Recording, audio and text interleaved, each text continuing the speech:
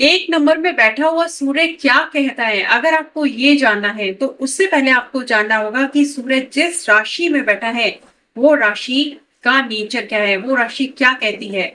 देखिए, जो राशि होती है, वो व्यक्ति का नेचर बताती है।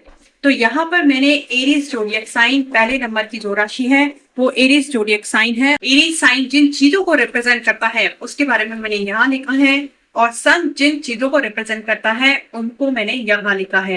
तो अब देखिए, ये जो राशि होती है ना, ये राशि व्यक्ति का नेचर होती है। ये ठीक वैसा ही है जैसे कि देखिए, यहाँ पर मैंने ये छोटा सा डायग्राम बनाया है समझाने के लिए। जैसे आप मूवी देखते हैं, मूवी में जो हीरो होता है, हीरो की अपनी नेचुरल पर्सनालिटी होती है। फिर उसको कोई कैरेक्टर दिया जाता है रोल प्ले करने के लिए। और जब वो उस कैरेक्टर को प्ले करता है, तो उसमें दिखाते हैं कि हीरो कितनी मुश्किलों से गुजरा है, उसके कितने चैलेंजेस उसने फेस करे हैं, और अपना करेज भी शो करता है उसमें। अपने अच्छे के लिए कुछ चीजों का सेक्रीफाइस भी करता है। तो ठीक इसी तरह से देखिए, हमें इसे समझना होगा। ये जो प्लैनेट होते हैं ना, ये प्लैनेट भी हीरो होते हैं। क्योंकि देखिए, यहाँ पर प्लैनेट की अपनी हर प्लैनेट का अपना नेचुरल स्वभाव होता है। अब प्लैनेट राशि में है, तो राशि क्या है कि राशि के जो कैरेक्टर ट्रेट्स होते हैं, वो प्लैनेट अपने अंदर ले लेता है। तो इस तरह से हम देख सकते हैं कि सूर्य जब मेष राशि में बैठ जाता है, तो यहाँ पर सूर्य मेष राशि के जो एट्रीब्यूट्स हैं, मेष राशि की जो क्वालिटीज हैं, उनको अपने अंदर ले लेता है। तो अब बात आती है कि प्लैनेट अगर हीरो है और राशि उसके कैरेक्टर ट्रेट्स हैं, तो फिर ये भाव क्या करते हैं? देखिए, ये जो भाव होते हैं ना, ये जो हाउस होते हैं, ये एक तरह से स्टेज का काम करते हैं। यानी हीरो, जैसे हीरो कोई कैरेक्टर रोल प्ले करता है, फिर उसको एक मूवी में एक सेटिंग दी जाती है कहाँ पर उसको वो रोल प्ले करना है। तो ठीक इसी तरह से ये प्लैनेट्स हैं, राशि है, और इनको जिन भावों में बैठाया जाता है, उन्हें आप स्टेज मानिए कि उस ग्रह को उस राशि में बैठकर आप वही उस भाव में परफॉर्म करना है। तो इसको हम इस तरह से समझ सकते हैं। अब आगे बढ़ते हैं। देखिए, ये जो सूर्य है ना, या कोई भी प्लैनेट हो, यहाँ पर प्लैनेट कभी भी अपना नेचर नहीं छोड़ता है। चाहे सूर्य, बुध, शुक्र, शनि, आप किसी भी ग्रह को उठाइए, कोई भी ग्रह अपना नेचर नहीं छोड़ता है। लेकिन ग्रह अपने आप को एक्सप्रेस करता है through the lens of the sign. जिस राशि में वो बैठा होता है, उस राशि के अकॉर्डिंग ग्रह खुद को एक्सप्रेस करता है। तो यहाँ पर सूर्य अब मेष राशि में बैठा हुआ है। मेष राशि सूर्य की, देखिए, सूर्य जब मेष राशि में बैठ जाता है ना, तो ये यहाँ पर अपनी एक्सल्टेड पोजीशन में आ जाता है, अपनी स्ट्रॉन्गेस्ट पोजीशन में आ जाता है। लेकिन अब क्वेश्चन भी यहाँ पर ये आ जाता है कि सूर्य मेष राशि में ही क्यों उच्च का होता है, बाकी की राशि में क्यों नहीं उच्च का होता है? तो देखिए, यहाँ पर मैं ये कहना चाहूंगी कि जब भी कोई ग्रह अगर किसी राशि में उच्च का हो जाता है, तो वो अपनी स्ट्रॉन्गेस्ट पोजीशन में होता है। यानी कि आप ऐसे भी कह सकते हैं कि जो ग्रह है उसको अपनी मनचाही राशि मिलेगी। जब मनचाही राशि मिलेगी तभी तो वो उच्च का होएगा। यानी जो राशि के जो कैरेक्टर ट्रेट्स हैं, वो अगर प्लैनेट के जो कैरेक्टर ट्रेट्स हैं, प्लैनेट जिन चीजों को रिप्रेजेंट करता है, उससे अगर मैच हो जाते हैं, तो एक तरह से वो अपने आप को अच्छे से एक्सप्रेस कर पाता है। वो ग्रह या वो हीरो अपने आप को अच्छे से एक्सप्रेस कर पाता है। तो इसको आप ऐसे भी समझ सकते हैं जैसे कि हीरो को अपना मन चाहा रोल मिल गया। अब देखिए, आगे बढ़ते हैं कि देखिए, ये जो सूर्य है, सूर्य जब मेष राशि में बैठा हुआ है, तो अब देखिए, जो मेष राशि है ना, वो मेष राशि मंगल की मूल त्रिकोण राशि होती है। जो पहले नंबर का जो साइन होता है, ये मंगल की मूल त्रिकोण राशि होती है। अब सूर्य और मंगल की मित्रता भी है। तो यहाँ पर ये जो मंगल, देखिए, जब भी मंगल मेष राशि में आता है ना, तो एक तरह से वो अपनी स्ट्रॉन्ग, जो उसकी जो स्ट्रॉन्ग विल पावर होती है, वो यहाँ पर हाईलाइट होती है। यहाँ पर आकर के मंगल फुल कॉन्फिडेंट हो जाता है, और मेष राशि में आकर के जो मंगल है, फुली एनर्जेटिक फॉर्म में आ जाता है। तो आप एक तरह से ये कह सकते हैं कि ये जो मेष राशि है, ये मंगल का मेन पावर हाउस है। तो अब सूर्य कहाँ बैठा है? अपने मित्र के घर में बैठा है। और मित्र का भी कौन सा वाला घर? उसका मूल त्रिकोण राशि, उसका प्यारा वाला घर, उसमें बैठा हुआ है। तो अब सूर्य यहाँ पर कंफर्टेबल है। तो यहाँ पर एरीज साइन के जो कैरेक्टर ट्रेट्स हैं, उनको सूर्य को अपने अंदर उतारने में कोई दिक्कत नहीं होगी। किसी भी तरह का कोई कॉम्प्रोमाइज नहीं करना पड़ेगा। देखिए, अगर मैं आपसे ये कहूं कि आप इस सूर्य को 11 नंबर की राशि में डाल दीजिए। 11 नंबर की राशि किसकी होती है? सूर्य के शत्रु शनि की होती है। सूर्य का परम शत्रु शनि है। तो शनि की ये राशि होती है, वो भी मूल त्रिकोण राशि होती है, यानी शनि का ये प्यारा घर है। तो यहाँ पर अगर मैं सूर्य को यहाँ डाल दूं 11 नंबर की राशि में अपने, तो यहाँ पर सूर्य को अपने आप को कुंभ राशि के द्वारा एक्सप्रेस करने में दिक्कत होगी।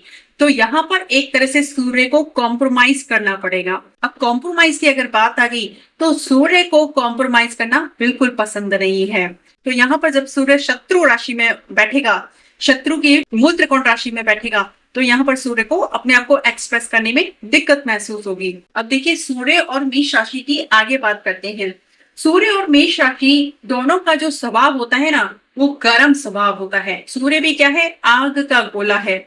और एरीज साइन भी 12 जोडिएक बेल्ट में से सबसे पहला साइन है जो फायर एलिमेंट को दर्शाता है। देखिए 3 राशियां हैं जो फायर एलिमेंट को दर्शाती हैं, एरीज, लियो और सैजिटेरियस। ये तीनों राशियां फायर एलिमेंट को दर्शाती हैं, लेकिन एरीज साइन मेष राशि का जो फायर एलिमेंट है वो एक तरह से जीवन की नई शुरुआत को दर्शाता है, नए काम की शुरुआत को दर्शाता है, जीवन में नई ऊर्जा को दर्शाता है। देखिए जैसे दिन की शुरुआत सूर्य उदय से होती है, तो ठीक इसी तरह से एरीज जो साइन है, एरीज साइन भी नई ऊर्जा को दर्शाता है। तो मेष राशि में बैठा हुआ सूर्य एक ऐसा राजा है जो कि जवान है, और एरीज साइन शुरुआती जीवन को दर्शाता है, यानी व्यक्ति की जो युवा एज है उसको दर्शाता है। तो यहाँ पर आप देखेंगे कि व्यक्ति जब अपनी युवा फेज में होता है तो उसके अंदर ज्यादा एनर्जी देखने को मिलती है, जोश से भरा होता है, नई उमंग और नई तरंग उसके अंदर देखने को मिलती है। तो यहाँ पर जब सूर्य मेष राशि में बैठ जाता है तो आप देखेंगे कि ये लोग सबसे ज्यादा एनर्जेटिक होते हैं, जोश, करेज, उत्साह, उचंग, उमंग, तरंग इनके अंदर भरी होती है। अब हम इसको और आगे समझने की कोशिश करते हैं कि मेष राशि में सूर्य जब बैठ जाता है तो और किस तरह के लाइफ में इम्पैक्ट्स देखने को मिल सकते हैं। तो देखिए यहाँ पर मैंने सोल लिखा है क्योंकि सन जो है आत्मा को रिप्रेजेंट करता है। अब सूर्य जब मेष राशि में बैठ जाता है ना, तो ये एक प्योर आत्मा की तरह समझिए, आप शुद्ध आत्मा की तरह समझिए। अब आप कहेंगे कि सभी आत्माएं शुद्ध होती है। देखिए मेरा कहने का मतलब ये है कि जब भी हम किसी मूवी में देखते हैं या फिर हमने किसी को या आपने किसी को कहते हुए सुना होगा कि इस काम को, इस घिनौने काम को करते वक्त तेरी आत्मा ने तुझे नहीं झंझोरा क्या, तो ये कुछ इस तरह से ही है। जैसे कि देखिए जब सूर्य मेष राशि में बढ़ जाता है ना, तो मेष राशि अग्नि तत्व की राशि होती है। और देखिए हमारे सनातन धर्म में अग्नि तत्व को सबसे ज्यादा शुद्ध माना जाता है। और मेष राशि की जो अग्नि होती है ये शुरुआती जीवन, ये शुरुआत को दर्शाती है, नया बचपन। आप देखिए बचपन में बच्चे कितने उनमें ना तो कोई चालबाजी होती है, ना कोई धोखेबाजी वाली बात होती है। तो ये जो साइन है आप इस तरह से समझिए कि ये जो सोल है ये ऑनेस्ट है और प्योर है। धोखा और चालबाजी तो बात की बात है। आप कह लीजिए कि ये लोग जो पॉलिटिकल माइंड गेम्स होते हैं ना, ये लोग वो भी नहीं खेल पाते। देखिए ये जो व्यक्ति है ये ऐसा व्यक्ति है या ऐसा राजा है, क्योंकि सूर्य यहाँ बैठा हुआ है ना, तो आप कह लीजिए कि ये एक ऐसा व्यक्ति है जो कि सच्चाई का साथ देता है। अब क्योंकि मेष राशि सूर्य की पसंदीदा राशि है, तो यहाँ पर बैठ करके सूर्य मेष राशि को, यानी जो इंडिविजुअल है, देखिए 1 नंबर जो है इंडिविजुअल का होता है। कालपुरुष चक्र की कुंडली जब आप देखेंगे तो उसमें जो पहला भाव होता है वहां 1 नंबर लिखा होता है और वो इंडिविजुअल का होता है, सेल्फ का होता है, आपका खुद का होता है। तो यहाँ पर सूर्य 1 नंबर की राशि में बैठकर व्यक्ति को वो सारी चीजें देने की क्षमता रखता है जो इसके बस में होता है। जैसे कि सूर्य व्यक्ति को यश, जस, मान सम्मान, कीर्ति भी देता है। तो ये कब देता है? ये अर्ली लाइफ में देता है, क्योंकि जैसा कि मैंने बताया कि एरीज साइन शुरुआती जीवन से जुड़ा हुआ है। अर्ली लाइफ से युवा, एरीज जो साइन है वो युवा, यूथनेस को दर्शाता है। तो आप ऐसे समझिए कि एज जो, जैसे कि जो एज है 21, 22 या 25, इस एज में ये व्यक्ति को यश, जस, मान सम्मान, कीर्ति देने की क्षमता रखता है। अब आगे बढ़ते हैं। देखिए मैंने यहाँ पर लिखा है कॉम्पिटिटिव, तो मेष राशि कंपटीशन से भी जुड़ी हुई है। आप देखेंगे कि मेष राशि वाले लोगों में उनकी जो एनर्जी होती है ना, वो एक कॉम्पिटिटिव टाइप की होती है। और सूर्य क्या है? सूर्य राजा है। अब क्योंकि मेष राशि सूर्य की पसंदीदा राशि है, तो इसमें सूर्य जो है आप देखिए 10 डिग्री पर स्ट्रॉन्ग पोजीशन में आ जाता है। तो यहाँ पर जब ये व्यक्ति कोई कॉम्पिटिटिव एग्जाम फाइट करता है, देखिए जो फाइटिंग स्पिरिट है वो भी एरी साइन के अंदर होती है। तो जब कोई व्यक्ति कॉम्पिटिटिव एग्जाम फाइट करता है तो ऐसे में अगर वो गवर्नमेंट से जुड़ा हुआ, सूर्य गवर्नमेंट को रिप्रेजेंट करता है, तो अगर वो गवर्नमेंट से जुड़ा हुआ कोई कॉम्पिटिटिव एग्जाम फाइट करता है तो उसको उसके पास करने के चांसेस बहुत हाई रहते हैं। और इसके साथ साथ ये कॉम्बिनेशन भी राशि में बैठा हुआ सूर्य व्यक्ति को हाईली डिग्निफाइड गवर्नमेंट ऑफिसर भी बनाने की क्षमता रखता है। इसमें अगर सूर्य के साथ मंगल यहाँ बैठ जाता है तो देखिए यहाँ चांसेस काफी हाई हो जाते हैं। या फिर आप सूर्य को इधर 6th हाउस में, अगर सूर्य 6th हाउस में है तो 1 2 3 4 5 और यहाँ 10th हाउस में 5th, ये जो 5 नंबर की राशि सूर्य की राशि है, और यहाँ पर आप मंगल को बिठाते हैं तो देखिए यहाँ पर सबसे पहले तो सूर्य और मंगल का राशि परिवर्तन हो गया।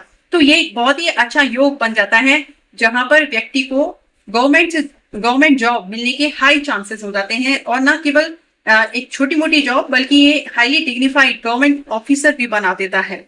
आपको मैं एक बात क्लियर करना चाहूंगी कि यहाँ पर मैं पापी ग्रहों को के एस्पेक्ट की बात नहीं कर रही हूँ और ना ही मैं शुभ ग्रहों के एस्पेक्ट की बात कर रही हूँ, ना ही मैं सूर्य की बाकी के ग्रहों के साथ युति की बात कर रही हूँ।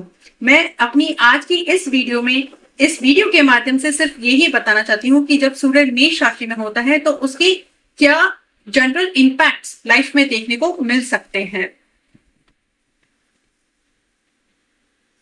अब मैंने यहाँ पर आप देखिए यहाँ लिखा है अपने हिसाब से।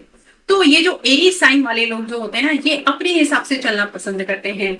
इनको पसंद नहीं है कि कोई इन्हें ऑर्डर दे या इनको कोई परमिशन दे, इन्हें ये तक पसंद नहीं है। ये जो पर्सनालिटी होती है, ये देखिए सूर्य को भी यही पसंद है। सूर्य राजा है, राजा किसी का ऑर्डर नहीं चाहता, राजा अपने हिसाब से चलता है और उसकी जो पर्सनालिटी होती है वो डोमिनेटिंग होती है। ये देखिए सूर्य की जो क्वालिटीज हैं वो डोमिनेटिंग नेचर का होता है।